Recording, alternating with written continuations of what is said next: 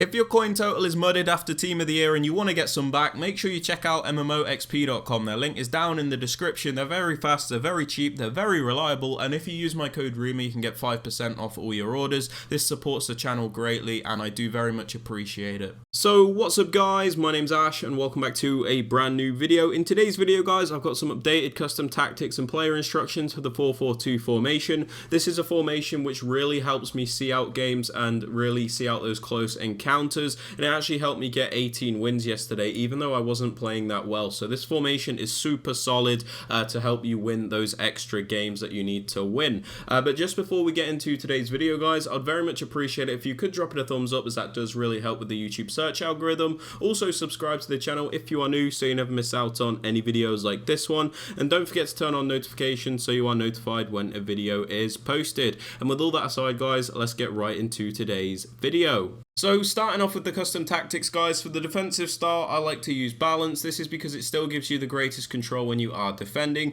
You're able to press when you want to press, and then you're able to drop off and be more conservative when you need to be. This is super useful as well when you're trying to see a game out, because you don't want to fall into the trap of just dropping back and inviting pressure, but at the same time you don't just want to be constantly pressing someone either, because you're pulling your players out of position. So having it on balance still gives you the greatest control when you are defending. Moving on to width guys, I like to have this on 40. This is because FIFA 23 is still primarily a narrow game. People obviously like to go for those cutbacks, but honestly it doesn't matter how high your width is. When they get that angle, those cutbacks are still going to work. So it's better to primarily defend in a narrow way to stop those passes through the middle and to keep your team a bit more compact when you are defending. The 4-4-2 also has a bit of natural width with the way it sets up with the 4 defenders and the 4 midfielders, so you don't have to worry about this width being super high either. Now for depth, I actually like to have this bang in the middle on 50, because I think the 4-4-2 is a very basic formation, so I like to keep a very basic depth. By having this on 50, we're not constantly pinned back,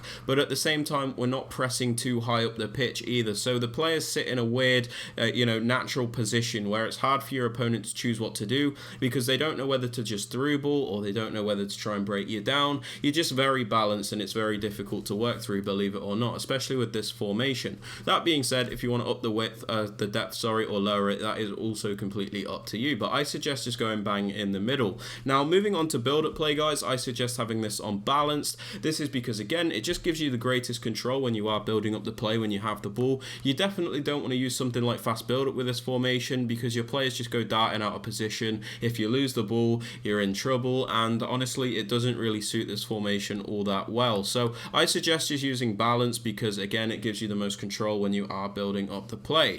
Now for chance creation, as always, I suggest direct passing. This is because if you look at the diagram in the bottom right hand corner of the screen, you can see the white dots, which are your attackers. They're constantly moving around in that way to break through that defensive line, so it does allow you to create those chances when you go forward. If you look at something like balance, they're very static, which means it's not really bothering your opponent's defense at all, and it's very difficult to actually create any chances. So I think direct passing is super important even in a 4-4-2 formation.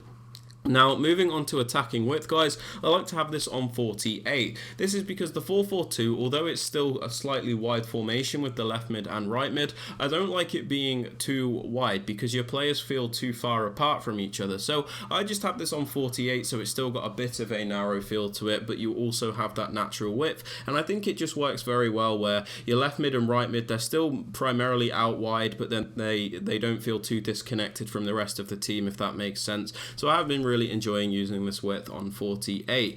Now for players in box, I currently have this on 6 because I have been trying around with 5 recently, but I've noticed it's very difficult to actually create chances sometimes just by not having that extra man in the box. Because if you look at the diagram when we have this on 5, you can see we have 2 players that are in the box, and then there's just that 1 player sitting right on the line. But if you move this to 6, you also have an extra option at the near post to really help with your variety in attack. So just having that extra person has really helped me out going forward. For corners and free kicks, I just have these both on 1 because I don't really cross from set pieces anymore. I mainly take them short. So if you guys want to see my little corner tactic that I use, there is a link to it in the top right hand corner of the screen where you can see how I take my set pieces. For the players you want to use guys, in the striker positions, because it's a 2 striker formation, you do have a bit more variety of the players you choose, because what I say is with a 1 striker formation like the 4-2-3-1, you kind of have to compensate for the fact that there is only one striker instead of two, so you kind of have to go for a balance all in one player instead of between the two players. But in this two striker formation, we're able to get a bit of a balance between the two players. So I like to have one player who is more of a poacher, more of a clinical finisher in Robbie Keane. This is somebody that's always going to finish off those chances. And then I have a bit more of a creative striker in Jairzinho, someone that can still finish off those chances, but they also add a bit more in attack with the skills and the agility to really help create those extra chances for Robbie Keane, for example. So I do like having that dynamic. Now in the left mid and right mid spot, I suggest just going for winger players that are quick, players that can cross the ball, players that can shoot, pass, that are agile, basically those really good winger style players. 5-star skills is obviously a bonus, and you don't really have to worry about these players' defensive stats or work rates because it's not super important. So just go for nice winger players in these positions. Now for both centre mids, on the left centre mid, I like to have a more defensive minded player, someone that's going to play more like a CDM, somebody with a medium high work rate in Jorginho. So you want to go for somebody with really good defensive stats, and if you can get a medium high, that is super useful. But if you can't get the medium high work rate, don't worry too much. You're just going to want a more defensive centre mid in this spot. In the right centre mid spot, you're going to want more of a box to box midfielder. This is somebody that's going to help transition from defence to attack because otherwise the formation feels a little bit too flat. So it's important to have that player which can really help transition from defence to attack. So I suggest a box to box player with very well rounded stats and a high work rate if you can get it. Now as for the fullbacks, I like to go for a bit of a balance between the two, where I've got one more technical player in Roberto Carlos and I've got one more defensive player in Cafu. This is just to add a real balance between the fullbacks. I like to have a bit of a dynamic where one's better on the ball and one's more defensively solid. I like having that balance, but that being said, if you want two defensive fullbacks or two attacking fullbacks, that is completely up to you.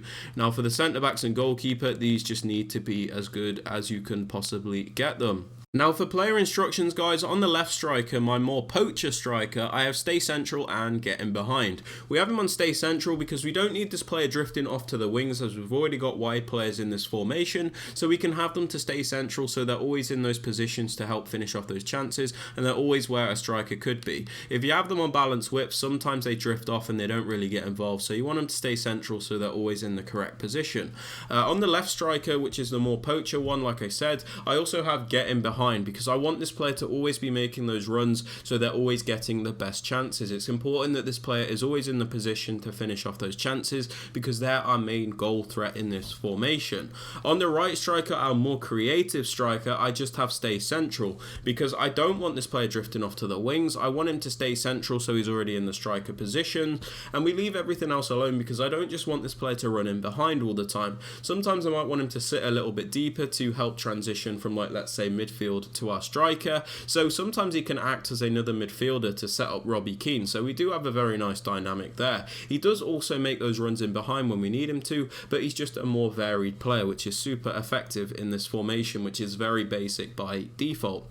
Now, moving on to the right mid and the left mid, we have come back on defence, get into the box for cross, get in behind, and aggressive interception. So we have come back on defence so they always keep the correct shape when we are defending. It's not a park the bus instruction, it just means they will sit in the correct positions. Sometimes when you have them on basic defensive support, they sit in very weird positions where you're almost playing like a 4-2-4 formation. So by putting them on come back on defence, it ensures that they keep that midfield line to make this formation more defensively solid. So it's more a position thing than a defensive thing. For support runs, like I said, we have getting behind. This is so they're making those runs to really help with the attack, because otherwise it can be a very flat formation. By putting them on getting behind, they make those runs to go next to the strikers. So sometimes this will transition into like a 4-2-4 formation, so we can really get some attacks going, and it's very effective to do that. You get the most movement out of your players when you have them on getting behind in these positions.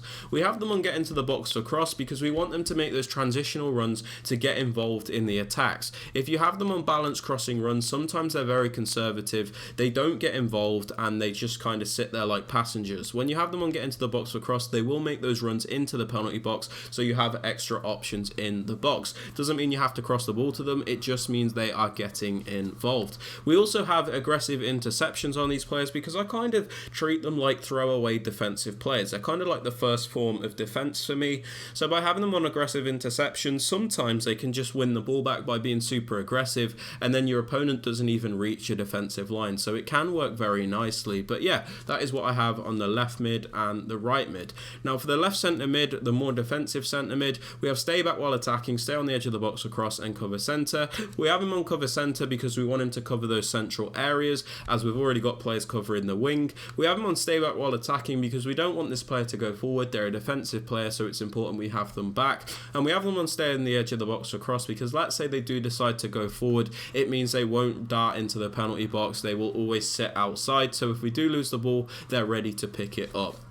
Now for the right centre mid, the more box to box player, we just have him on cover centre because the only important thing is that he covers those central areas when he is defending. Everything else we leave alone because this player has a bit more freedom. He's a box to box player, so we want him to attack and defend, and we want him to do a bit of everything. So default settings work very well on this player with the cover centre option. Now for both left back and right back, I have them on stay back while attacking. The reason for this is this isn't really a narrow formation, so you don't always need assistance from the fullbacks. In formations like the 4-1-2-1-2, where you don't have much width, you do need fullback support. So in this formation, because we've already got the left mid and right mid who are wide players, we can get away with having these on stay back while attacking to really add defensive support because we don't need that extra width. That being said, if you wanted to make this a bit more attacking, you could put one of them on balance attack if you want. That way we'd always at least have 3 defenders back. But I do just suggest having them both on stay back while attacking. As for the centre backs and goalkeeper, I just completely leave them alone because I think the default settings are the best. But yeah guys, that is everything for the video. If you have enjoyed or found this useful, I'd very much appreciate it if you could drop it a thumbs up, subscribe to the channel if you are new so you never miss out on any videos like this one, and don't forget to turn on notifications so you are notified when a video is posted. And with all that aside guys, I hope you have a fantastic rest of your day, and I will catch you all later. Peace.